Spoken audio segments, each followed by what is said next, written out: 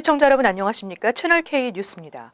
트럼프 대통령이 다음 주 중 새로운 반이민 행정명령을 발표하겠다고 밝혔습니다. 트럼프 대통령은 새 행정명령이 기존에서 크게 벗어나지 않을 것임을 시사한 바 있습니다. 트럼프 대통령은 16일 백악관 기자회견에서 미 국민을 보호하기 위한 새 행정명령을 다음 주 중 늦어도 다음 주 중반에는 발표하겠다고 밝혔습니다. 지난 9일 샌프란시스코 제9연방항소법원이 연방정부의 항고를 기각하면서 다음 날 트럼프 행정부는 새로운 행정명령 옵션이 있다고 발언한 바 있습니다. 또한 새롭게 발표될 행정명령은 사법부에서 내린 결정에 매우 잘 맞춰서 만들어진 것이라고 설명했습니다. 하지만 13, 14일쯤 발표될 것으로 알려진 새로운 행정명령은 지연되고 있습니다. 당시 트럼프 대통령은 새 이민 행정명령의 내용이 처음 행정명령과 아주 조금 다를 것이라고 말해 기존의 반이민 행정명령에서 크게 벗어나지 않을 것임을 시사한 바 있습니다. 법원이 트럼프 대통령의 행정명령에 대한 집행 중지 결정을 내린 뒤 언론들은 연방 대법원에 상고하는 방안보다는 행정명령을 고쳐서 다시 발표하는 쪽을 택할 것이라고 전망했습니다. 한편 지난 반이민 행정명령은 1월 27일 이슬람권 7개국 입국 일시 금지를 시작으로 워싱턴주와 시애틀 연방지법이 시행 중지를 결정했고 이어 법무부의 항소가 이어졌지만 항소법원에서 다시 기각됐습니다. 뉴욕시 의회가 트럼프 행정부의 불법 체류자 색출에 협조하지 않겠다고 밝혔습니다. 뉴욕시 정부기관은 이민당국이 요구하는 어떤 정보도 주지 않으며 영장 없이 불법 체류자의 구금과 추방을 할 수 없다고 강조했습니다. 멜리사 마크 비버리토 뉴욕시 의장은 16일 브루클린 킹스 티어러에서 행한 2017년 신년 연설에서 연방정부의 불법 체류자 색출에 협조하지 않겠다고 밝혔습니다. 또한 뉴욕시 정부기관은 연방정부의 어떠한 반이민 행정명령도 따르지 못하도록 하는 규제를 마련하겠다고 강조했습니다. 뉴욕시는 이미 이민자 보호도시를 선언했으며 시 산하 정부기관들은 이민자 단속을 위해 이민 당국이 요구하는 정보를 주거나 영장 없이 구금 또는 추방하지 못하도록 하고 있습니다. 뉴욕시 교정국이나 뉴욕시경 등도 이민 세관 단속국과 어떠한 정보도 교환할 수 없으며 ICE가 반이민 행정명령을 근거로 영장 없이 소셜 서비스를 받는 이민자 가정을 급습하는 것을 금지했습니다. 한편 비버리토 시 의장은 뉴욕시 비닐봉지 유료화 정책 1년 연기에 대해 뉴욕주 의회와 주지사에 대한 소송을 검토하고 있는 것으로 알려졌습니다. 뉴욕시의 비닐봉지 유료화 정책을 결정하기에 앞서 수차례 뉴욕주 의원과 쿠오모 주지사를 만나 충분히 논의했음에도 전격 중단된 것에 대해 유감을 표하며 이는 반민주주의적인 처사라고 강조했습니다. 일자리 창출에 있어 이민자들의 역할이 절대적인 것으로 나타났습니다. 반이민 행정명령 등으로 이민사회에 불안감이 퍼지고 있지만 이민자들의 미국 사회와 경제에 대한 기여도가 매우 큰 것으로 조사됐습니다. 소비자 조사기관 월렛 허브는 최근 이민자의 미국 사회와 경제에 대한 기여도를 조사해 주별로 분석했습니다. 이번 조사는 노동력과 사회-경제적 기여, 우수 인재 유치와 혁신, 그리고 유학생 등 4개 분야에 걸쳐 진행됐습니다. 결과 이민자 기여도에서는 캘리포니아가 100점 만점에 71.34점을 기록해 가장 높게 나타났으며 뉴저지와 뉴욕이 69.93점, 67.34점을 기록해 각각 2위와 3위에 올랐습니다. 뉴저지는 우수 인재 유치와 혁신 부문에서 1위를 차지했고 사회 경제 기여도와 노동력에서는 캘리포니아가 1위, 유학생의 경제 기여도는 매사추세츠주와 워싱턴 DC가 각각 1위로 나타났습니다. 뉴욕은 우수 인재 유치에서 2위, 노동력이 3위, 사회 경제 기여도가 4위를 차지했습니다. 외국 태생 이민자가 소유한 기업이 창출한 일자리가 가장 많은 주는 캘리포니아와 뉴저지, 하와이, 플로리다, 뉴욕 순이었습니다. 외국 태생 이민자 가구의 중간 소득이 높은 주는 메릴랜드와 버지니아, 뉴저지, 워싱턴 DC, 뉴햄프셔 순이었고 스템 분야 종사자가 많은 주는 캘리포니아와 뉴저지, 델라웨어, 매사추세츠, 뉴욕 순이었습니다. 일자리 창출에 있어 이민자들의 역할이 절대적인 것으로 드러났습니다. 트럼프 대통령의 국정 지지율이 역대 대통령 임기 초반 지지율 중 최저를 기록하고 있습니다. 취임 초기임에도 불구하고 40%에도 미치지 못하는 것으로 드러났습니다. 퓨 리서치 센터가 16일 공개한 여론조사에서 트럼프의 국정 운영에 대해 지지는 39%, 지지하지 않는다는 응답은 56%로 나타났습니다. 오바마 대통령은 첫 임기 2월 지지율이 64%, 조지 W. 부시 53%, 빌 클린턴 56%, 조지 H.W. 부시 63% 등으로 모두 50%를 넘었고 지난 3일 CNN이 발표한 44%보다 더 떨어진 것입니다. 더구나 1950년대 아이젠하워 대통령 때부터 지금까지의 역대 대통령 임기 초반 지지율 중에서도 가장 최저입니다. 퓨 리서치 센터는 1월 31일부터 2월 2일까지 무작위 성인 1,002명을 대상으로 전화 인터뷰를 통해 진행했는데 민주당 지지자나 민주당 성향에서는 단 8%가, 공화당 지지자 또는 공화당 성향 응답자는 84%가 트럼프 국정 운영에 긍정적인 평가를 내리는 등 정당에 따라 차이가 많았습니다. 퓨 리서치 센터는 반이민 행정명령이 큰 영향을 보인 것으로 분석했습니다. 트럼프의 반이민 행정명령에 대해서도 찬성 38%, 반대 59%로 국정 지지율과 비슷한 결과를 보였습니다. 하지만 공화당 성향 응답자에서 반이민 행정명령은 지지가 81%, 반대 16%였으며 민주당 성향 유권자 사이에서는 지지 9%, 반대 89%로 극명하게 갈렸습니다. 미국인들의 가계 부채가 사상 최고를 기록할 것으로 예측되고 있습니다.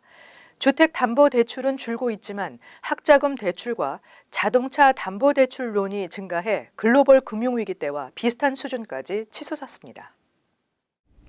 월스트리트저널이 17일 뉴욕 연방준비은행 보고서를 인용해 지난해 말 기준 가계부채 잔액이 12조 6,010억 달러에 이른다고 보도했습니다. 지난해 4분기에만 2,260억 달러가 늘어나면서 이대로라면 미국인의 가계부채 잔액은 금융위기 때를 넘어 사상 최고를 기록할 것으로 예측되고 있습니다. 다만 물가 상승률을 고려하지 않아 단순 비교하기는 어렵지만 금융위기 당시 국내 총생산 기준 가계부채 비율은 85%였고 지난해 말은 67% 수준으로 나타났습니다. 또 가계부채를 부문별로 보면 주택담보대출은 계속 감소해 2008년부터 2013년 사이 1조 5천억 달러가 줄었고 신규 주택담보대출도 금융위기 이전에는 분기당 6천에서 7천억 달러 수준이었지만 2013년에는 3천억 달러 이하로 떨어졌습니다. 하지만 학자금 대출과 자동차 담보대출이 증가하면서 전체 가계부채 잔액은 많아지고 있습니다. 학비 상승 등으로 2013년에 1조 달러를 넘어선 데 이어 지난해 말에는 1조 3천억 달러가 됐습니다. 자동차 담보대출도 2015년에 1조 달러를 넘었고 지난해 말에는 1조 2천억 달러로 불었습니다. 자동차 담보대출이 증가한 것은 금리가 낮은 이유도 있지만 신용도가 낮은 사람도 쉽게 이용할 수 있기 때문으로 분석됐습니다. 뉴욕시가 노숙자 지원에 많은 예산을 투입했지만 여전히 거리에 노숙자가 넘쳐나고 있는 등 크게 개선된 바 없다는 지적이 제기됐습니다. 2017 회계년도 드블라지오 뉴욕시 행정부는 총 23억 달러를 노숙자 지원에 책정했습니다. 뉴욕시 감사원은 3년 전 12억 달러보다 2배 가까이 증가한 것이라고 밝혔습니다. 23억 달러 중 14억 달러는 부양가족이 있는 노숙자 가정과 노숙자 성인들의 거주지 비용으로 쓰이고 이들에 대한 법률 지원에도 4억 달러가 투입됩니다.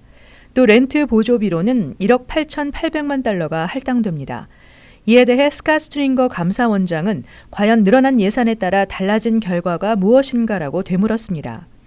뉴욕시는 거리에 넘쳐나는 노숙자 문제를 해결하기 위해 소규모 모텔과 호텔을 임시 쉘터로 이용하면서 럭셔리 호텔의 논란을 일으킨 바 있습니다.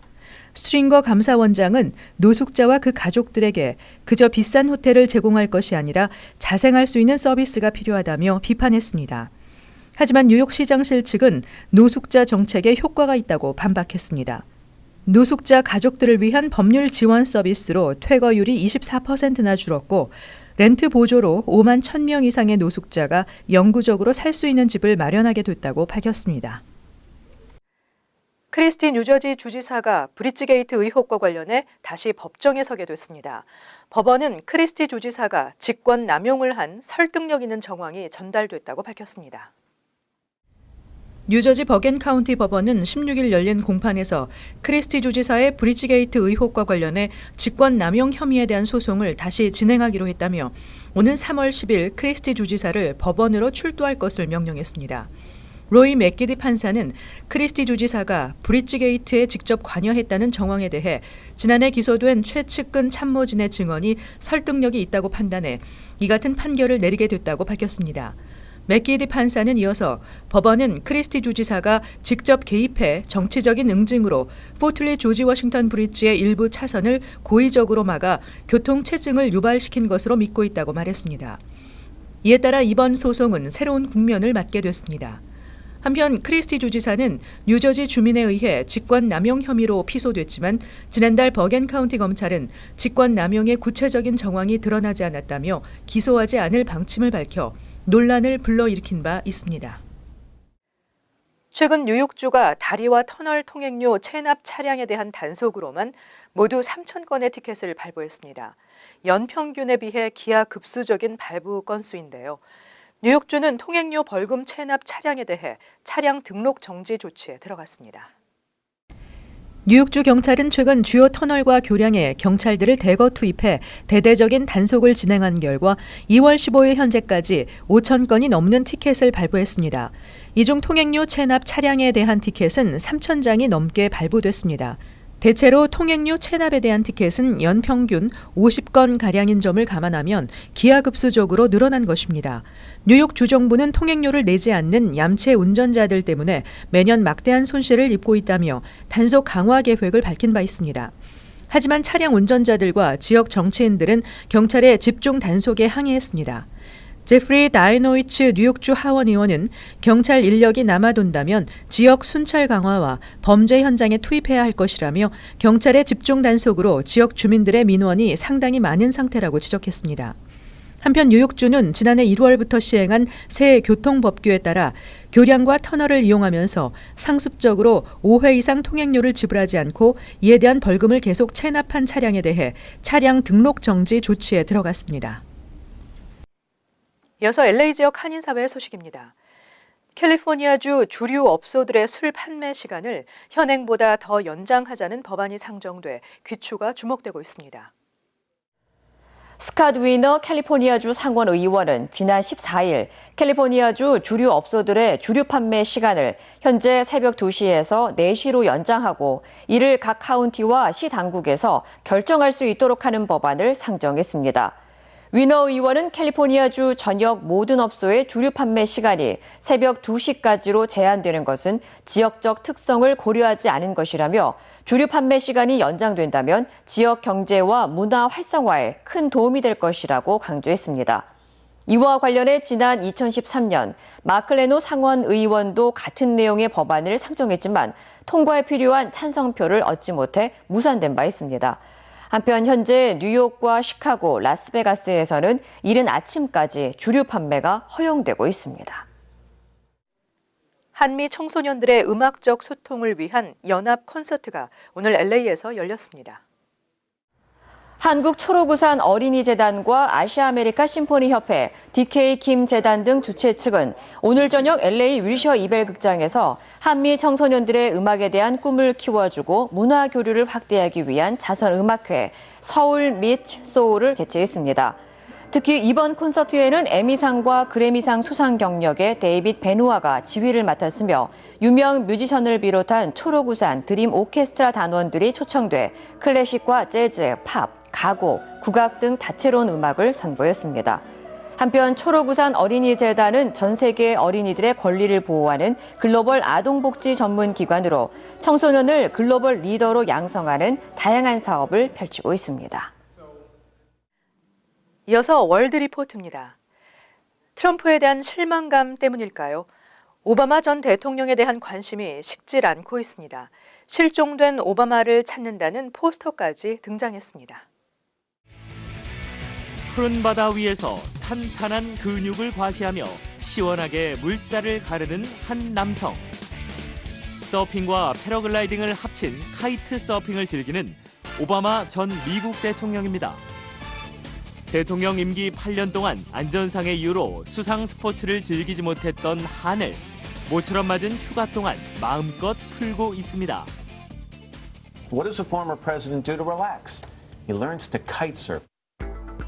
지난달 20일 트럼프 대통령에게 바통을 넘기고 백악관을 떠났지만 그의 일거수일투족은 여전히 화제거리입니다.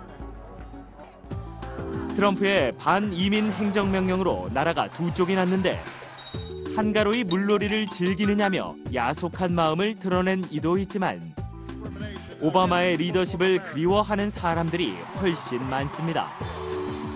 심지어 오바마를 향한 그리움을 달래준다는 오바마 포옹 카드까지 등장했습니다. It's 28 inches fingertip to fingertip and will literally hug you. And of course you can do the diagonal hug, right? Around the neck and the arm. 오바마가 두 팔을 활짝 벌려 포옹하는 포즈를 취하고 있는 종이 카드로 시중에서 15,000원에 판매되고 있습니다. How's it feel? How's it feel to be hugged by Obama? 도시 곳곳엔 실종된 오바마를 찾는다는 포스터가 나붙었고 미아 찾기 프로그램처럼 우유팩에도 오바마 사진이 등장했습니다. 오바마를 찾는 포스터엔 갈색 눈의 남성이고 마지막으로 목격된 장소가 백악관이라는 설명까지 달려 있습니다. SNS에서도 오바마의 인기가 뜨겁습니다. 트위터 팔로워 수가 퇴임 후에 8,400만 명으로 늘어 세계 3위로 뛰어올랐고 오바마의 퇴임 소식에 슬피 우는 어린아이의 동영상이 공감을 얻고 있습니다. But why does it make you sad? Because he's never going to be the president no more. 전직 대통령의 인기를 좌우하는 건 현직 대통령이라는 말처럼 트럼프에 대한 실망감이 커질수록 오바마에 대한 그리움도 더욱 짙어질 것으로 보입니다. 이어서 간추린 소식입니다. 17일 위스콘신주와 한국이 운전면허 상호 인정 약정을 체결했습니다. 이번 약정 체결로 한국 또는 위스콘신주에서 발급한 운전면허증 소지자는 별도 교육이나 시험 없이 상대국 운전면허증을 교환 발급받을 수 있습니다. 이로써 한국과 운전면허가 상호 인정되는 미국 주는 모두 20곳이고 한국과 운전면허를 상호 인정하는 국가는 총 139개국이 됐습니다. 지난 12개월 동안 뉴욕시 공립학교에는 총 134명의 카운셀러와 소셜워커가 추가 투입된 것으로 나타났습니다. 지난해 10월 기준으로 공립학교에는 2,902명의 카운셀러와 1,275명의 소셜워커가 근무 중인 것으로 집계됐습니다. 시 교육감은 카운셀러와 소셜워커의 추가 채용으로 13,400명의 학생이 각종 상담을 받을 수 있다며 학생들의 삶에 많은 변화를 가져다 줄 것으로 기대했습니다. 뉴욕시 주택 소유주들에게 상하수도 요금에 대한 크레딧을 제공하려던 빌 드블라지오 뉴욕시장의 정책이 또다시 난관에 부딪혔습니다. 뉴욕주 항소법원은 16일 뉴욕시가 1개에서 3개의 패밀리하우스를 소유한 집주인에게 1회에 걸쳐 $183 상당의 크레딧을 제공하려는 뉴욕시의 정책에 정확한 기준이 없다며 1심 법원의 판결을 유지했습니다. 뉴저지 잉글우드 병원이 건강한 심장이란 주제로 25일 무료 의학 세미나를 개최합니다. 이날 세미나에는 심장 분야의 정재훈, 조성익, 제임스 클라인 등 4명의 심장 전문의가 강사로 나서 심장질환 예방과 치료법 등에 대해 설명합니다. 또한 오전 10시 30분부터는 사전 예약 제한해 무료 경동맥 검사도 시행하고 경품과 무료 식사도 제공합니다. 다음은 환율과 증권 소식입니다.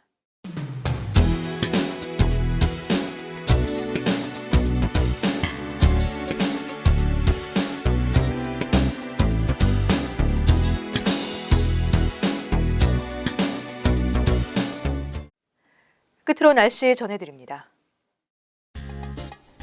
토요일은 대체로 맑겠으며 포근하겠습니다. 낮 최고 기온은 58도, 섭씨 14도, 밤 최저 기온은 45도, 섭씨 7도 예상됩니다. 일요일은 따뜻한 겨울 날씨에 대체로 맑은 하늘이 이어지겠습니다. 월요일도 대체로 맑겠습니다. 화요일은 간간히 구름이 끼는 대체로 맑은 날씨가 예상됩니다.